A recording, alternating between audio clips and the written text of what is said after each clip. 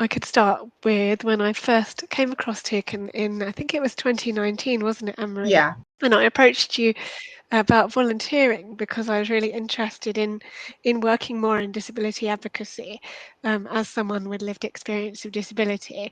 At the time, I was working in museums and heritage, and I found that the jobs market there was obviously very competitive and needed a lot of skills. So I have a couple of degrees in that area, but I found because it was hyper competitive, but also I faced barriers being a wheelchair user myself as well, that I found that getting stable jobs was pretty difficult in that particular sector.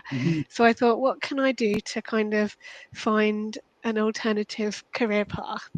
And I decided to kind of look into disability advocacy a bit more and came across Tucan on LinkedIn. I reached out to you, I think, on LinkedIn, didn't I, Anne-Marie, and asked about volunteering. And soon after that, I joined as a volunteer. So I began to help Toucan with kind of the day-to-day running and the social media and that sort of thing.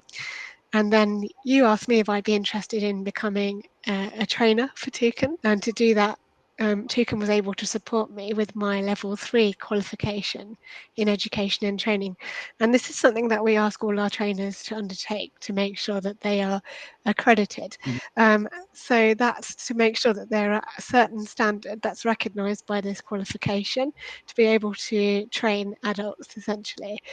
So we give all our trainers that really firm basis to work from in terms of how they deliver their training. And that's something that Toucan supported me to do, which was brilliant. And then I decided, obviously, to stay with the team as a freelance trainer.